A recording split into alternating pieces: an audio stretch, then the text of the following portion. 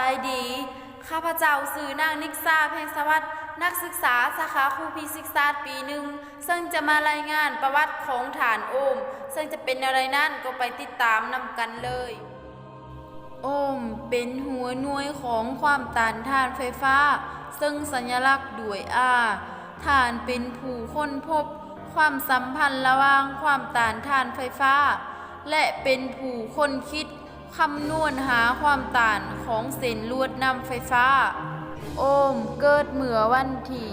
16 มีนาปีคศ1787ที่เมืองแอลังเงินประเทศเยอรมัน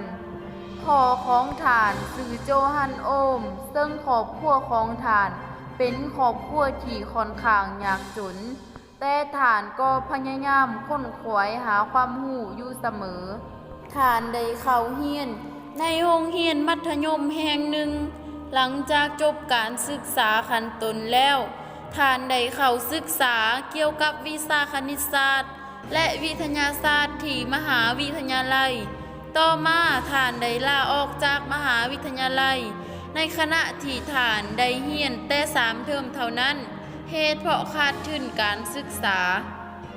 ลาวได้ประกอบอาชีพเป็นครูตั้งแต่อายุ18 ปี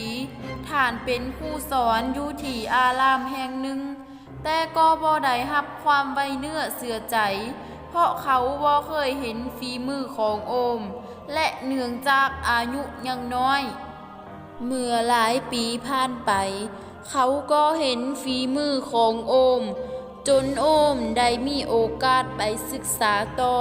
ที่มหาวิทยาลัยแอลังเงินอีกครั้งหนึ่งและฐานก็ได้รับปริญญาเอกทางด้านวิชาคณิตศาสตร์ในปีคศ1811และมาในปีคศ1822มีนักวิทยาศาสตร์คนหนึ่งซึ่งแม่นชาวฝรั่งเศสชื่อโจเซฟได้เผยผลงานออกมาเล่มหนึ่งชื่อว่าการไหลของความร้อนภายในหนังสือเล่มนี้ได้อธิบายเกี่ยวกับการเคลื่อนที่ของความร้อนไว้ว่าอัตราการเคลื่อนที่ของความร้อนจากจุด A ไปหาจุด B แม่นขึ้นอยู่กับความแตกต่างระหว่างอุณหภูมิของทั้ง2 จุดและขึ้นอยู่กับตัวนำที่สามารถถ่ายทอดความร้อนได้ดีเมื่อโอมได้อ่านผลงานของโจเซฟก็เกิดมีความสนใจและอยากเฮ็ดการทดลองเช่นเดียวกันกับไฟฟ้าจากนั้นโอมก็ได้เฮ็ดการทดลองโดยอาศัยหลักการเดียวกันกับโจเซฟผลการทดลองของฐานพบว่าการเคลื่อนที่ของกระแสไฟฟ้าระหว่าง2 จุดจะต้องขึ้นอยู่กับวัตถุที่นำมาใช้เป็นตัวนำไฟฟ้าเช่นเดียวกันนั่นก็ควรเลือกโลหะที่เป็นการซักนำไฟฟ้าได้ดีเช่นทองแดงเงินหรืออลูมิเนียมเมื่อโลหะที่เป็นตัวนำไฟฟ้ามีความร้อนหลายขึ้นก็จะเฮ็ดให้กระแสไฟฟ้าไหลได้น้อยลงในปีต่อมาโอมก็ได้เฮ็ดการทดลองอีกครั้งหนึ่งเกี่ยวกับการซักนำไฟฟ้าและฐานก็พบปัจจัยเกี่ยวกับการไหลของกระแสไฟฟ้าอีก2 ประการคือความยาวของสายไฟฟ้าและพื้นที่หน้าตัดของสายไฟฟ้าจากนั้นฐานก็ให้นิยามว่าถ้ามีความยาวและพื้นที่หน้าตัดหลายก็จะเฮ็ดให้ความต้านไฟฟ้าหลายขึ้นเท่านั้นหลังจากการทดลองของฐานสำเร็จแล้วฐานก็ตั้งชื่อการทดลองครั้งนี้ว่ากฎเกณฑ์โอห์มผลงานของฐานได้รับการเผยแพร่เมื่อปีคศ1827แต่ปรากฏว่าแทนที่ผลงานของเขาจะได้รับการยกย่องแต่ก็ถูกต่อต้านจากชาวเยอรมันเนื่องจากความบ่รู้บ่เข้าใจ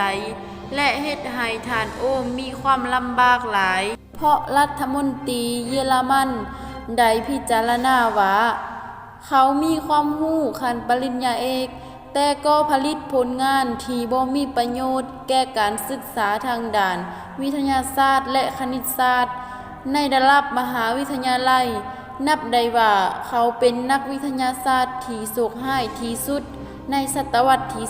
18 ในระหว่างปีคศ 1835 โอห์มได้รับเชิญไปเดือนตำแหน่งที่สูงกว่าเก่าที่มหาวิทยาลัยแอลังเงินแต่ฐานก็บ่คิดจะหวนกลับไปเพราะทนในความอับอายของตนบ่ได้มาในปีคศ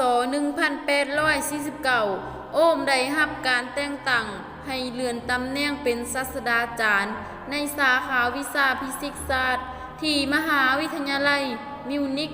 และโอห์มก็ได้เฮ็ดเวียกทางด้านการสอนการค้นคว้าและพิมพ์ผลงานออกเผยแพร่อยู่เสมอ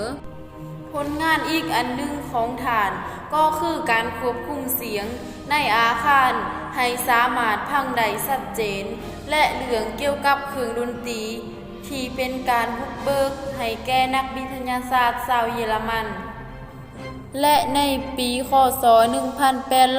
1853 ฐานได้ค้นคว้าเกี่ยวกับเรื่องแสงที่เกิดแถบโลกเอิ้นว่าแสงเหนือและแสงใต้แต่โอห์มก็พบความโศกร้ายเช่นเคยเพราะบ่เคยรู้มาก่อนว่าผลงานชิ้นนี้มีนักวิทยาศาสตร์ชาวนอร์เวย์ชื่อคริสเตียนเป็นผู้ค้นพบมาก่อนถึงแม้นว่าโอห์มจะบ่ได้รับการยกย่องในบ้านเกิดเมืองนอนของตนแต่ฐานก็ได้รับการยกย่องจากประเทศเพื่อนบ้านเช่นฝรั่งเศสและอังกฤษปีคศ 1841 ในฐานะที่เขาเป็นคนทำอิฐที่ค้นพบกฎเกณฑ์ซึ่งมีความหมายอันยิ่งใหญ่ต่อวิชาไฟฟ้าเกษตรและในปี 1842 โอห์มได้รับเกียรติยศอันยิ่งใหญ่อีกครั้งหนึ่งเพราะสมาคมแห่งลอนดอนได้เฮ็ดให้โอห์มเป็นสมาชิกชาวต่างประเทศที่มีความสามารถโดดเด่นที่สุดหลังจากนั้นโอห์มก็ได้เฮ็ดเวียกอยู่มหาวิทยาลัยมิวนิกแต่ปีคศ 1849 หาปี 1854 โอห์มได้สอนวิชาฟิสิกส์และการทดลองการค้นคว้าอย่างหนักจนบ่มีเวลาพักผ่อนสุขภาพของโอห์มได้ทรุดโทรมลงในที่สุดโอห์มก็เสียชีวิตในวันที่27 กรกฎาคมปีคศ 1854 ด้วยอายุ 67 ปีที่เมืองมิวนิกประเทศเยอรมันถึงแม้นว่าฐานโอห์มจะจากโลกนี้ไปแล้วแต่ชาวโลกก็ยังรำลึกถึงความสำคัญของโอห์มมาในปีคศ 1881 ที่ประชุมใหญ่ระหว่างประเทศบาหลวยไฟฟ้าปารีสได้ยกย่องเกียรติให้แก่โอห์มโดยการใส่สื่อหัวหน่วยบัดแทกความต้านไฟฟ้าดังนั้นกฎของโอห์มที่เขียนเป็นสัญลักษณ์ทางคณิตศาสตร์ว่า I เท่า U ส่วน R ซึ่ง I มีหัวหน่วยคิดเป็นแอมแปร์ U มีหัวหน่วยคิดเป็นโวลต์และ R มีหัวหน่วยคิดเป็นโอห์ม